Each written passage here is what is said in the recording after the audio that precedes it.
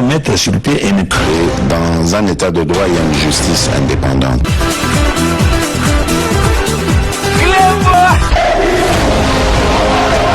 Ce n'est pas pour rien qu'il faut des causes.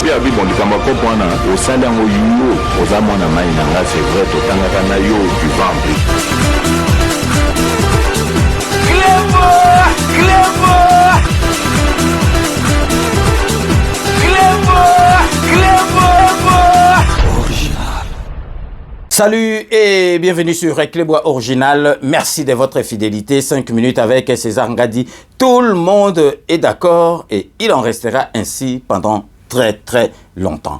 Dans un instant, nous allons vous proposer de suivre le compte-rendu de la 117e réunion du Conseil de ministres qui a été présidée bien sûr par le chef de l'État, son Excellence Félix Antoine Tshisekedi, en présentiel à la Cité de l'Union africaine. 3 points étaient inscrits à l'ordre du jour.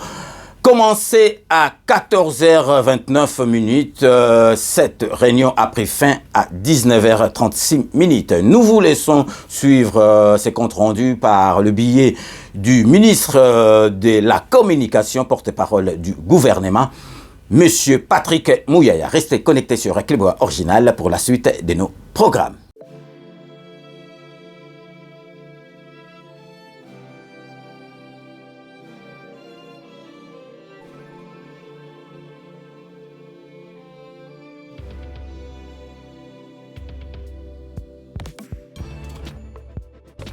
Compte rendu de la 117e réunion du Conseil de ministres.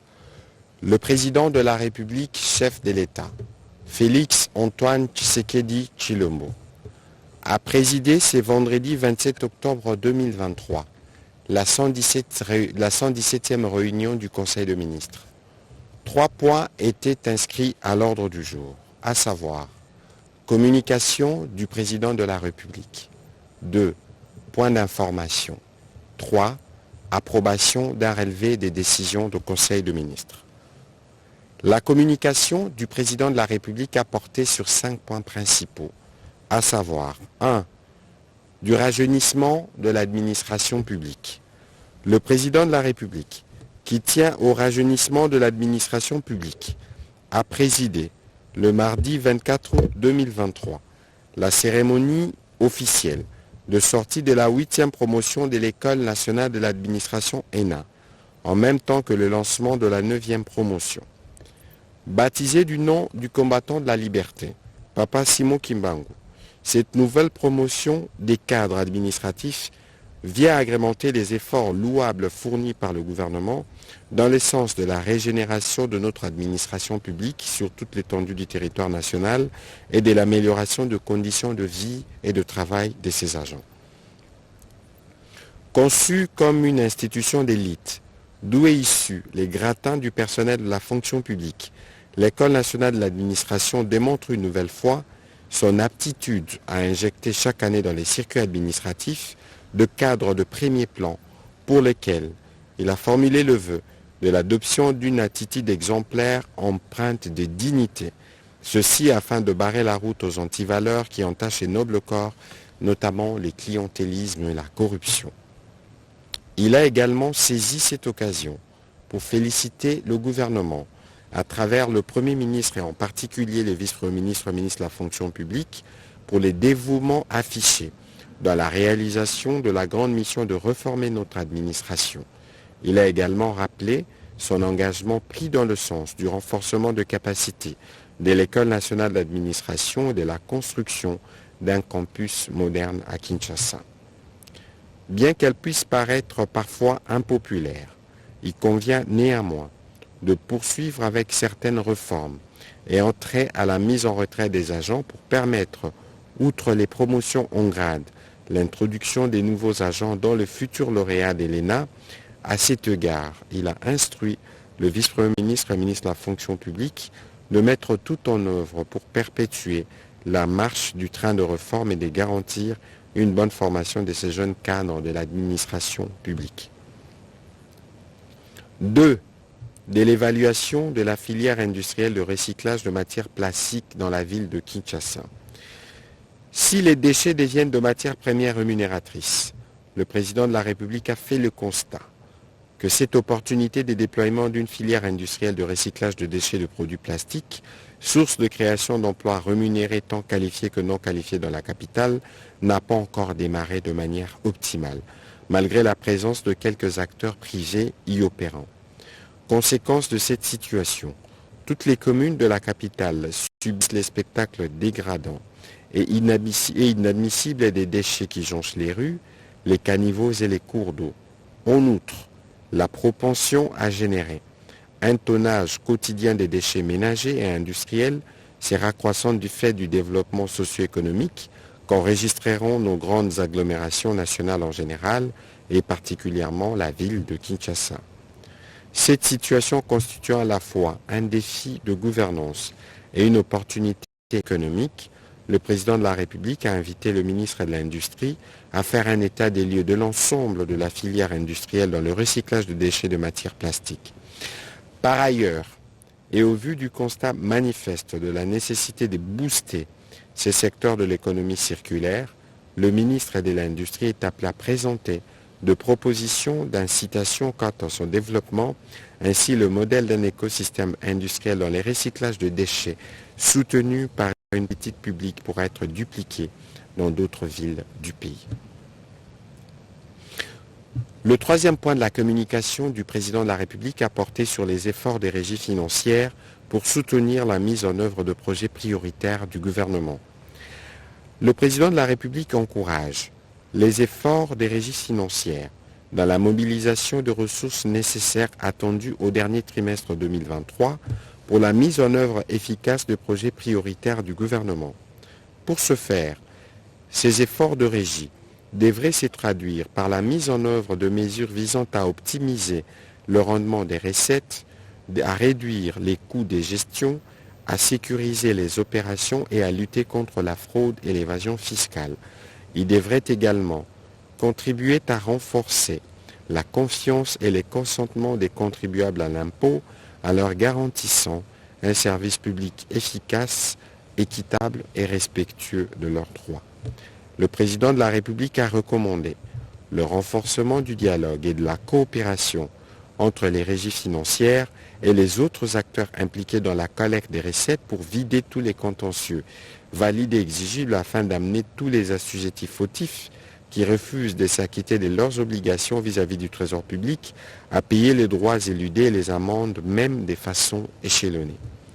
Le ministre des Finances a été chargé d'inviter les sociétés concernées à se comporter en entreprises citoyennes en respectant la procédure et les cas échéants en s'acquittant des amendes et pénalités du fait de leur comportement contraire à la loi.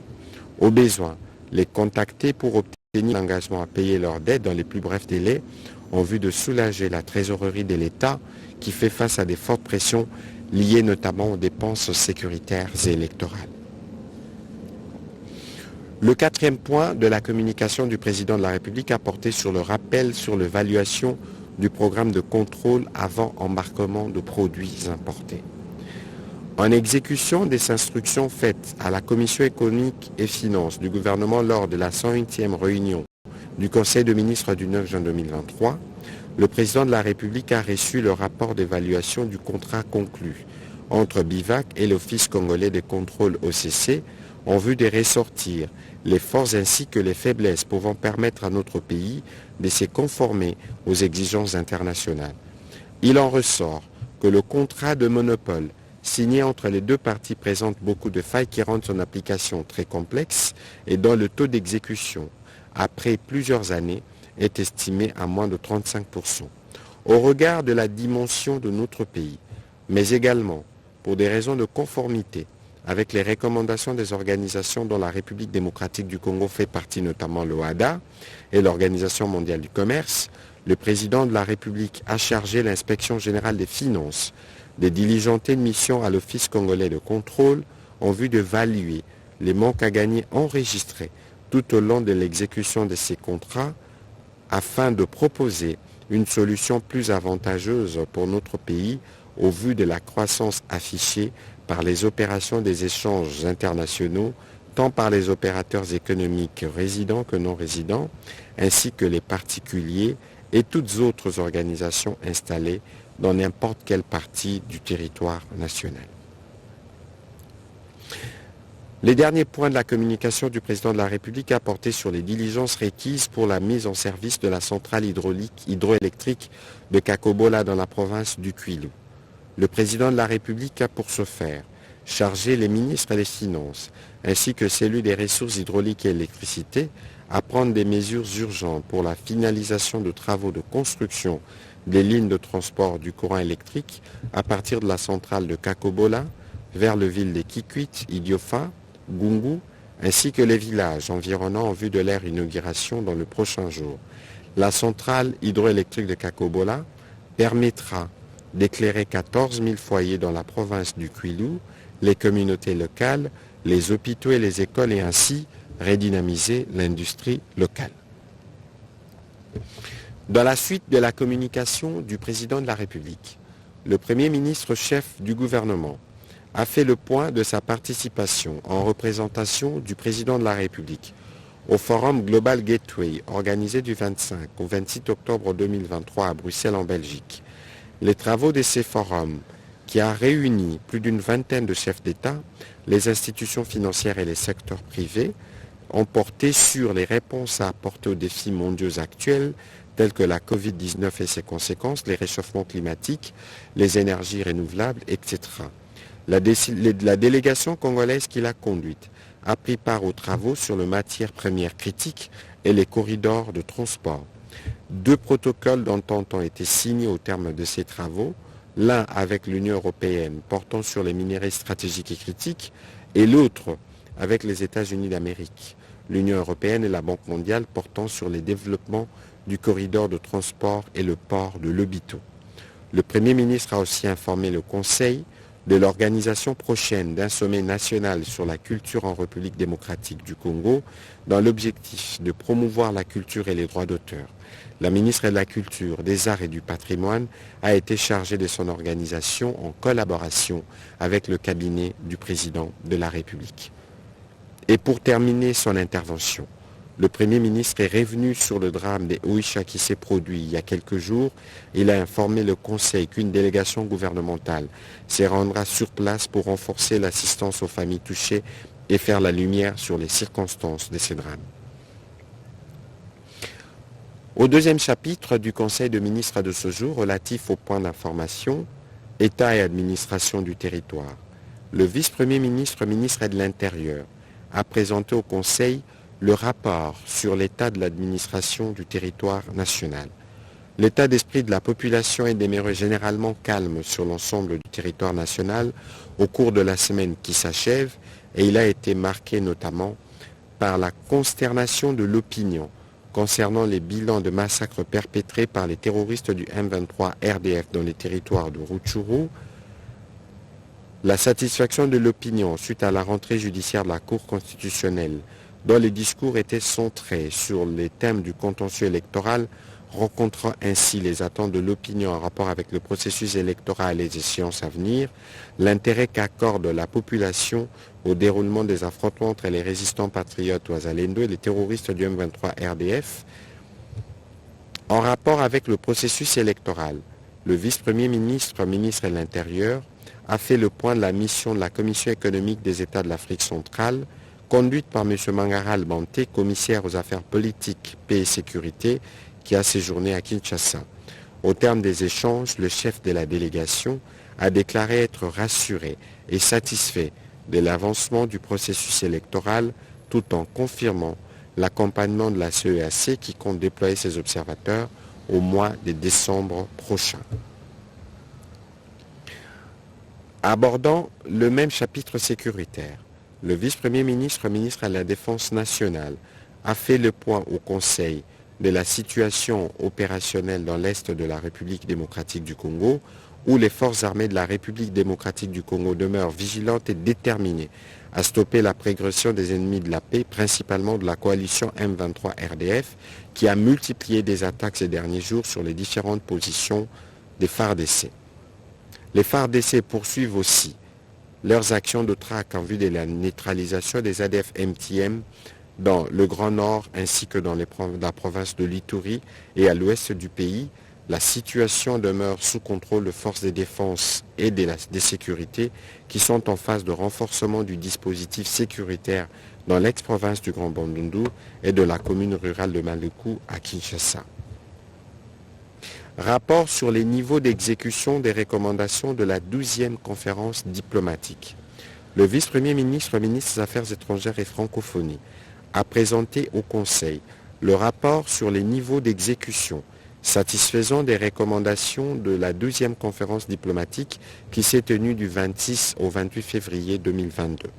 Il a rappelé qu'à la clôture des travaux, ces recommandations étaient au nombre de 89. Cependant, après toilettage, harmonisation et fusion par les comités ad hoc, elles ont été ramenées à 54, dont 29 ont été retenues dans ces rapports d'exécution et suivi en raison de l'importance de matières auxquelles elles se rapportent et leur impact sur la politique extérieure de la République démocratique du Congo.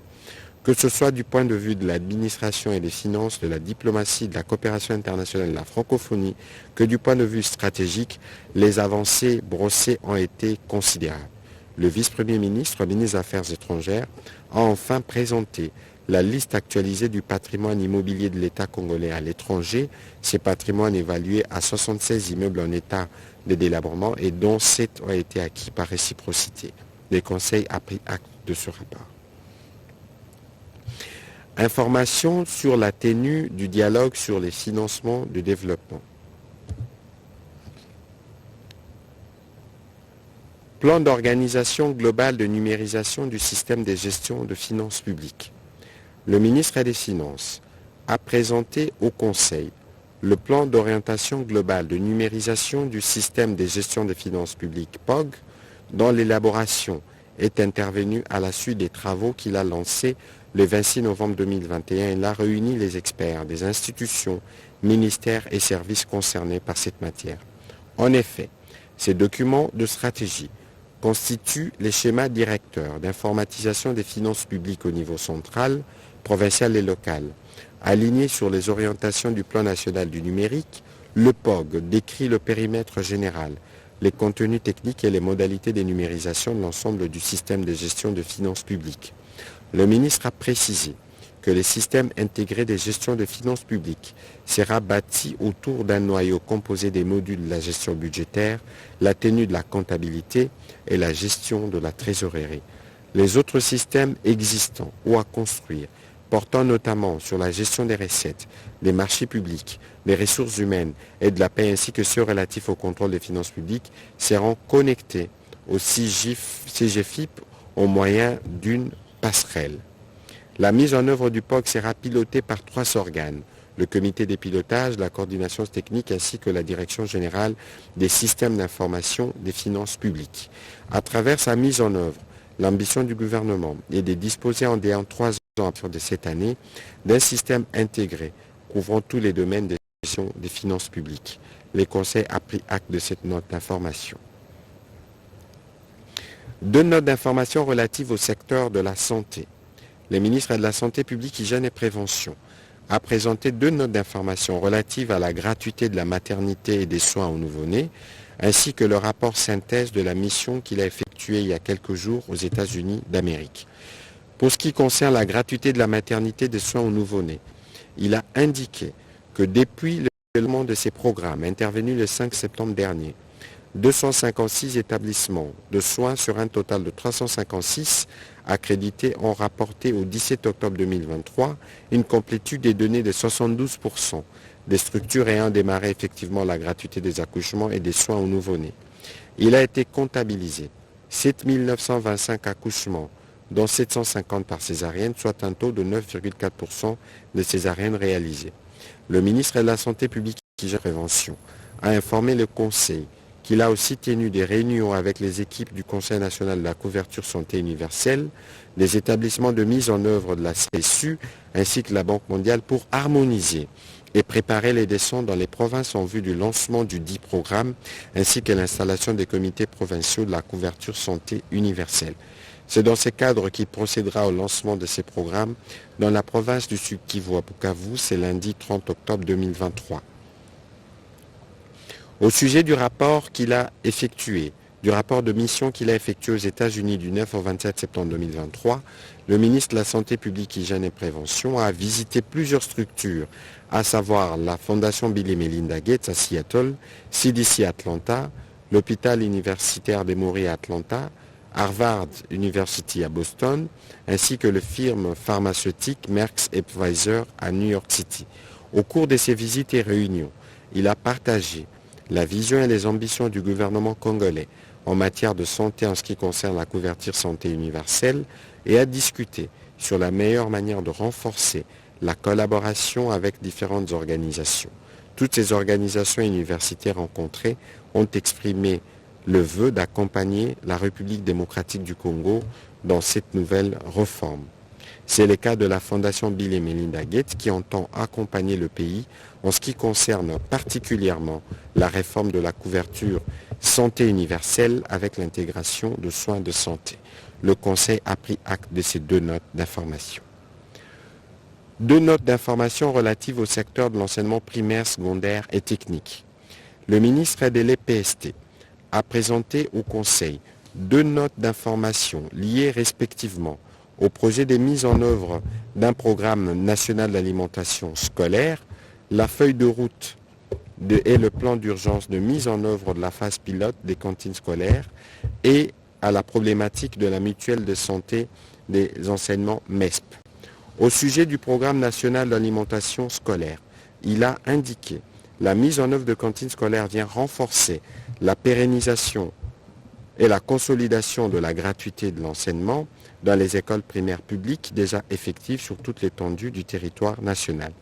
Cette initiative, inspirée par le président de la République, s'inscrit dans la mise en œuvre de la stratégie sectorielle de l'éducation et de la formation 2016-2025 qui couvre pratiquement ces trois axes prioritaires, à savoir accès et équité, qualité et bonne gouvernance. Le programme national d'alimentation scolaire répond à quatre objectifs principaux, à savoir la réduction du taux d'abandon scolaire en accordant un accès au plus grand nombre d'enfants, la résolution aux besoins nutritionnels des élèves, le maintien des élèves à l'école, ainsi que l'amélioration des résultats scolaires des élèves. Le ministre de l'enseignement primaire, secondaire et technique a brossé les grandes lignes des termes des références relatifs au projet de mise en œuvre du programme national de l'alimentation scolaire et qui sera mis en place de manière progressive et concomitamment avec l'exécution du plan d'urgence de mise en œuvre de la phase pilote des cantines scolaires, de la feuille de route de la mise à l'échelle du programme national de l'alimentation scolaire et du plan d'urgence de mise en œuvre de la phase pilote des cantines scolaires.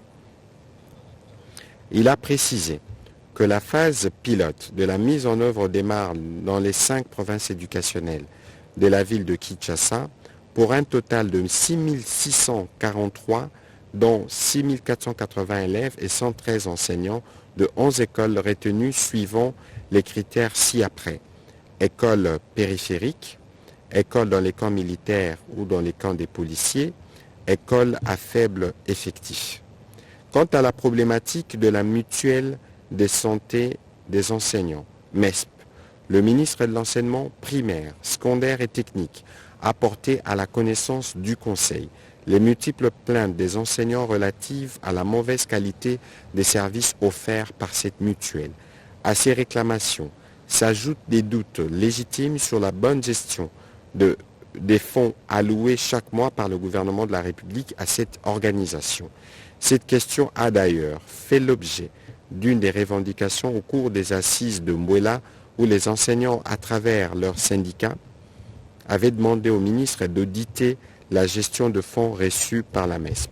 Face à cette situation, il a été préconisé des pistes de solutions susceptibles à la fois de garantir des soins de santé optimales aux enseignants et à leurs dépendants et en même temps s'assurer de la bonne gestion des fonds décaissés mensuellement par les trésors publics en faveur de la MESP, aux fins de contribuer substantiellement à l'amélioration des conditions socio-professionnelles de l'enseignant pour un enseignement de qualité. Le Conseil a pris acte de cette note d'information. Participation de la République démocratique du Congo à la 25e Assemblée générale de l'Organisation mondiale du tourisme à Samarkand en Ouzbékistan. Le ministre du Tourisme a fait le point de la participation de notre pays à la 25e session de l'Assemblée générale de l'Organisation mondiale du tourisme qui s'est tenue le 19 octobre 2023 à Samarkand en Ouzbékistan. Il a annoncé au Conseil qu'au terme de ces assises, notre pays a été élu pour la première fois de son histoire au poste de premier vice-président du Conseil exécutif de l'Organisation mondiale du tourisme grâce à la diplomatie agissante du président de la République Félix-Antoine Tshisekedi Tshilombo. Les postes de deuxième vice-président de cet organe ont été respectivement raflés par l'Arabie Saoudite et le Jamaïque. Par cette élection, la République démocratique du Congo a la lourde responsabilité de représenter, de porter la voix de l'Afrique au sein de cette organisation, étant donné que c'est le seul pays africain qui siégera au Conseil exécutif de l'OMT. Au regard de principaux sujets qui sont discutés au bureau du Conseil exécutif, notamment les investissements pour le tourisme mondial, la promotion du tourisme et l'orientation ainsi que les priorités du tourisme mondial, la présence de notre pays dans cette première sphère décisionnelle sera mise à contribution pour faire une meilleure destination touristique. Le Conseil a pris acte de cette note d'information. Plan de contingence pendant la période électorale. Au nom du ministre des Affaires sociales, Action humanitaire et solidarité nationale en mission, le ministre de la Santé publique, Hygiène et Prévention a présenté au Conseil le plan de contingence pendant la période électorale. Il vise à apporter une réponse humanitaire prompte aux éventuelles catastrophes en vue d'une mise en place des stocks stratégiques en réponse aux catastrophes et situations d'urgence prévisibles et la promotion des dons comme un des mécanismes de mobilisation de ressources pour financer la réduction des risques de catastrophes et l'assistance humanitaire. En effet, les derniers trimestres de l'année est caractérisé par des pluies multiples et des inondations qui occasionnent des dégâts qu'il faut anticiper les besoins et partant prépositionner des kits humanitaires stratégiques pour améliorer la promptitude de la réponse en cas de besoin. Les sites ciblés sont les suivants. Poule de Goma qui couvrira la province du Nord Kivu, Maniema, Sud Kivu, les poules de Bunia pour la grande province orientale, le pool de Kananga, le pool de Lubumbashi et le pool de Kinshasa. Le ministre de la Santé publique, Hygiène et Prévention a commenté les tableaux illustratifs des besoins pour l'amélioration de la réponse aux éventuelles urgences humanitaires et les estimations des coûts trimestriels irrélatifs. Il a rappelé que la mise à disposition d'une provision comptant pour le troisième trimestre 2023 via la Caisse nationale de solidarité des gestions humanitaires de catastrophes a permis de répondre à temps à quelques catastrophes prioritaires. Il s'agit entre autres de la réponse de l'incendie de Kalufongo à Kinshasa, les incendies déclarés dans les territoires des Demba, Dibaya, Kazumba et Luisa dans la province du Kasaï central, du naufrage de HB Bénédiction dans les territoires d'Oshwe dans la province de Maïndombe, les incendies dans les territoires de Khalé et Fizi dans la province du Sud Kivu, ainsi que les victimes du glissement de terrain à Lissala dans la province de Mongala. Avant de clore ces chapitres de points d'information, le président de la République a accordé la parole au ministre des Droits humains qui a plaidé pour la libération des adeptes de Bundu Dia Congo, dont plusieurs ont été relégués à la prison de Angenga dans la province de la Mongala et d'autres retenus à Ndolo et à Makala. Les dossiers étant déjà en cours, le ministre des Droits humains a été chargé d'en assurer les suivis pour la matérialisation de leur libération dans le jour qui viennent et dans les respects de la procédure. Au troisième chapitre du Conseil de ministres de ce jour, relatif à l'approbation d'un relevé des décisions du Conseil de ministres. Le Conseil de ministres a adopté le relevé des décisions prises lors de sa 116e réunion tenue le vendredi 20 octobre 2023. Commencée à 14h29, la réunion du Conseil de ministres a pris fin à 19h36. Je vous remercie.